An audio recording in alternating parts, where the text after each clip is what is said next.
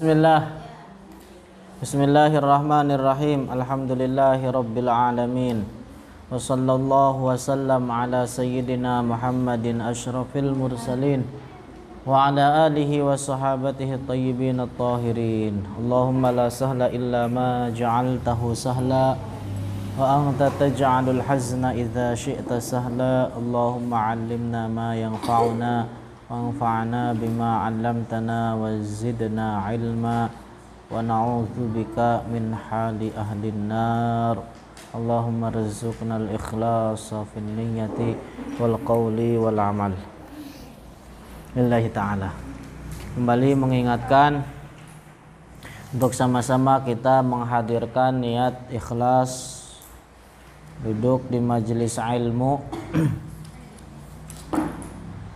majelis yang disebut oleh Rasulullah dengan sebutan taman dari taman-tamannya surga.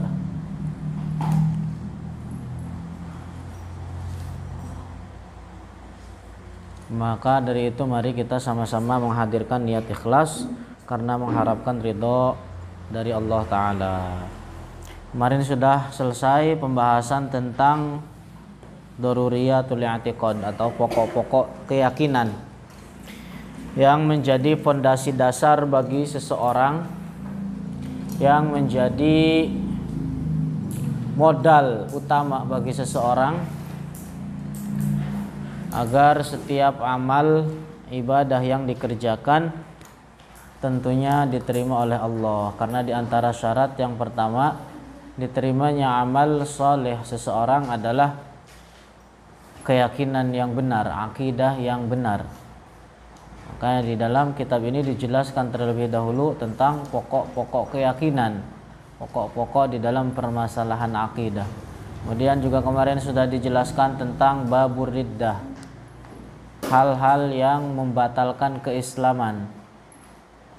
Nah, sekarang kita akan menjelaskan tentang kitabut thaharah was salat, tentang hukum-hukum thaharah dan salat. Apa itu thaharah? Para ulama banyak mendefinisikan tentang thaharah itu sendiri. Di antaranya adalah definisi sebagian para ulama bahwa thaharah adalah fi'lu ma tustabahu bihi salat. Fi'lu ma tustabahu bihi salatu min wudu'in wa ghuslin wa nahwi dzalik wa makana ala suratihi. Itu definisi dari thaharah. Adapun definisi dari salat, af'alun wa aqwalun mukhtatamatun bit takbir wa mukhtatamatun bit taslim. Jadi perbuatan dan perkataan yang dimulai dengan takbir dan ditutup dengan salam. Itu definisi salat. Nah, sebelum memasuki penjelasan, di sini muallif memulai menjelaskan terlebih dahulu tentang waktunya salat, waktu-waktunya salat yang 5 waktu. Kenapa? Karena kaitannya ini sangat penting. Selain dengan waktu salat, mempelajari ini juga kaitannya dengan ibadah lain. Contohnya seperti apa? Seperti puasa. Karena puasa berbuka atau buka puasa itu dengan masuknya waktu maghrib. Berarti disinilah dijelaskan kapan waktu maghrib tersebut. Kenapa? Oleh karena mempelajari waktu-waktu sholat ini sangat penting. Karena kalau seandainya orang mengerjakan sholat sebelum masuk waktunya, berarti sholat yang dikerjakan tidak sah.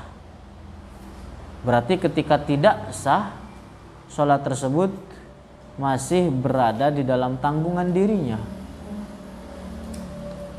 Berarti ketika sholat tersebut masih berada di dalam tanggungan dirinya, maka belum tergugurkan kewajibannya. Sama halnya orang tersebut berarti tidak melakukan sholat. Kan begitu. Nah, makanya di sini dijelaskan terlebih dahulu tentang waktu-waktu sholat yang 5. Qala al-muallifu rahimahullahu rahmatan wasi'ah. Faslun. Jadi fasal ini menjelaskan tentang waktu sholat yang 5. Faminal wajibi, dan diantara perkara yang diwajibkan atas setiap mukallaf yang muslim, khamsu salawatin fil yaumi wal lailah, yaitu mengerjakan sholat 5 waktu di dalam sehari 1 malam. Berarti dengan demikian selain sholat yang 5 waktu itu tidak wajib hukumnya. Berarti dari sini kita ketahui bahwa sholat witir atau sholat rawatib itu kalau seandainya orang meninggalkan berarti tidak terjatuh dalam perbuatan dosa. Nah, ketika mengetahui waktu sholat ini diwajibkan atas setiap mukallaf, maka terlebih dahulu di sini pengarang kitab menjelaskan tentang waktu-waktu tersebut. Dimulai dengan waktu zuhur. Az-zuhru wa waqtuha idza zalatis syamsu. Zuhur waktunya atau masuknya waktu zuhur itu idza zalatis syamsu, ketika matahari tergelincir dari tengah-tengah langit ke arah barat, terbit dari timur. Terus ketika di tengah-tengah matahari, ketika matahari di tengah-tengah langit, berarti di situ belum masuk zuhur. Nah, ketika tergelincir sedikit saja dari tengah langit ke arah barat, disitulah masuk waktu zuhur. Terus memanjang waktu zuhur sampai ila masiri dhilli kulli syai'in mislahu ghaira dhillil istiwa, sampai bayangan suatu benda serupa dengan benda tersebut ditambah dengan bayangan istiwa. Apa itu bayangan istiwa? Bayangan yang tepat ketika matahari berada di tengah-tengah langit. Jadi ketika di tengah-tengah langit, matahari akan muncul dari suatu bayangan, dari bayangan suatu benda, bayangan terkecil. Jadi ketika matahari tepat berada di atas langit, akan muncul dari suatu benda bayangan terkecil, karena matahari tepat berada di tengah langit. Nah, itu disebut dengan bayangan istiwa. Masuk, tergelincir sedikit saja, masuk waktu zuhur, terus memanjang sampai bayangan suatu benda sama dengan benda tersebut ditambah dengan bayangan istiwa. Misalkan bayangan istiwanya 5 cm, katakan kita contohkan 5 cm. Kemudian tinggi suatu benda katakan 10 cm. Berarti ketika matahari tergelincir terus sampai bayangan suatu benda sama dengan bendanya 10, ketika bayangannya ke sini misalkan 10 lagi ditambah dengan bayangan istiwa yang tadi panjangnya 5 cm, berarti ketika bayangan ini berbayang 15 cm, maka di situ habis waktu zuhur. Paham itu? Habis waktu zuhur, kemudian masuk waktu asyar. Nah, di dalam mazhab Syafi'i itu tidak ada jeda di antara 2 sholat, tidak ada waktu kosong antara 2 sholat kecuali subuh dengan zuhur. Jadi ketika habis masuk waktu zuhur, langsung auto masuk waktu asar. Paham? Nah, waktu asar kapan? Wal asru wa waqtuha min ba'di waqti zuhri ila maghribis syamsi. Kemudian asar waktunya ketika selesai waktu zuhur terus memanjang sampai terbenam seluruh bulatan matahari. Jadi ketika matahari masih nongol sedikit saja berarti belum habis waktu asar. Ketika terbenam seluruh bulatan matahari baru habis waktu asar dan masuk waktu waktu maghrib. Nah itu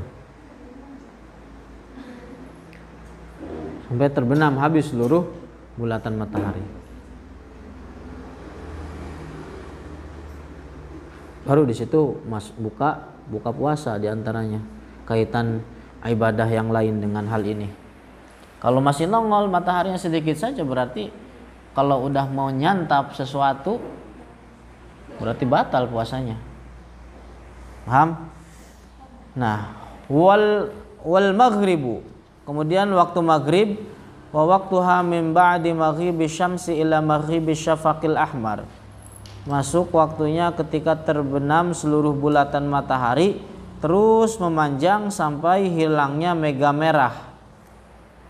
Hilangnya mega merah itu ya kemerah-merahan yang muncul di arah barat, namanya mega merah.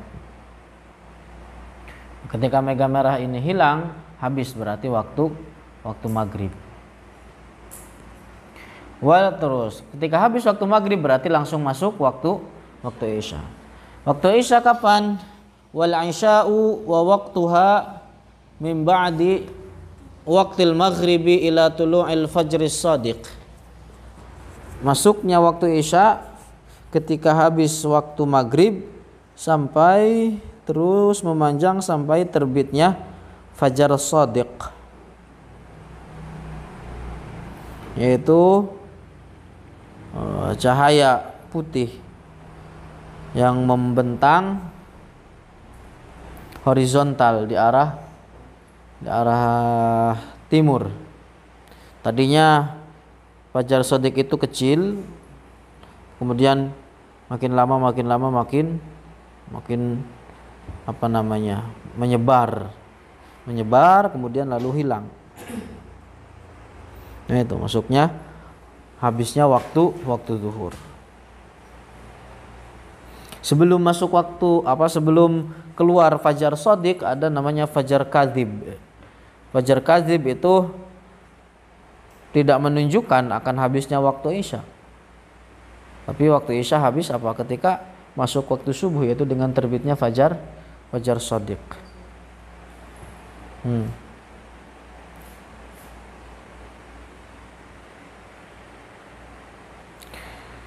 Makanya itu ada dijelaskan dalam sebuah hadis bahwa ketika seseorang pengen tidur, mulai berbaring untuk tidur, disitulah malaikat dan setan datang kepada dia. Kemudian malaikat mengatakan, tutuplah harimu dengan kebaikan. Setan juga nembalin, tutup harimu dengan keburukan.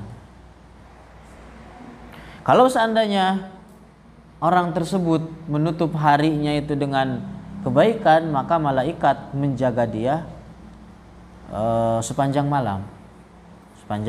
Sepanjang malam. Dijaga dari jin, dijaga dari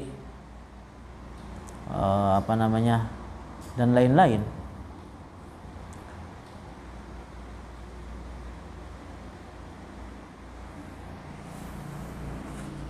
Nah, kalau seandainya dia mengatakan Rabbighfirli atau Rabbi qini azabaka yauma tub'asu ibadak atau yauma tab'asu ibadak, berarti ketika orang mengatakan demikian sebelum tidurnya, dia telah menutup harinya itu dengan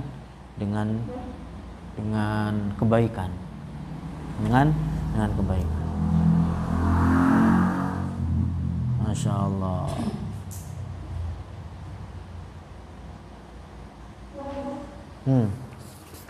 Terus wa ammas subhu was subhu, adapun salat subuh atau dinamakan juga salatul fajr. Ada namanya salatus subuh, ada nama lainnya salatul fajr.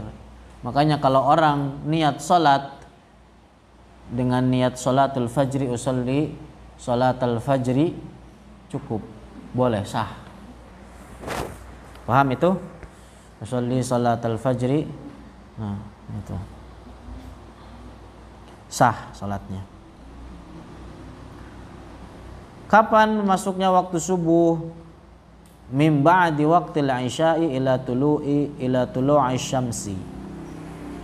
Masuknya waktu subuh dari habisnya waktu Isya terus memanjang sampai terbitnya matahari. Jadi ketika terbit matahari sedikit saja, maka di situ habis waktu subuh. Kalau tadi maghrib harus terbenam seluruh bulatan matahari. Kalau subuh terbit sedikit saja dari matahari, maka habislah waktu subuh.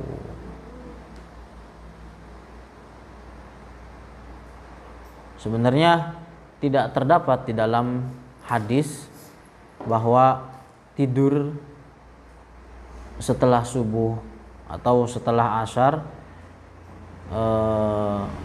sesuatu apapun kecuali ada di dalam hadis dhaif dijelaskan bahwa orang yang tidur setelah subuh itu tamna'ur rizqi, apa namanya,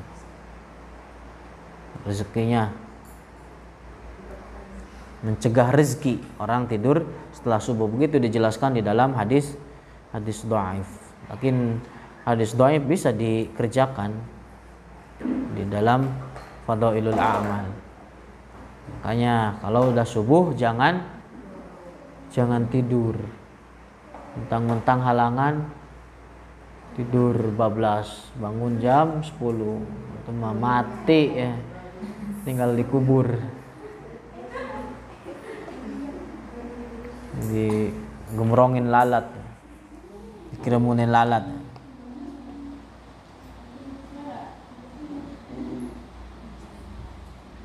Maka dengan demikian kalau orang tidur setelah subuh, artinya tidur setelah subuh yang tanpa ada faidah di dalamnya, itu bisa apa namanya, tidak ada kebaikannya di dalam hal tersebut.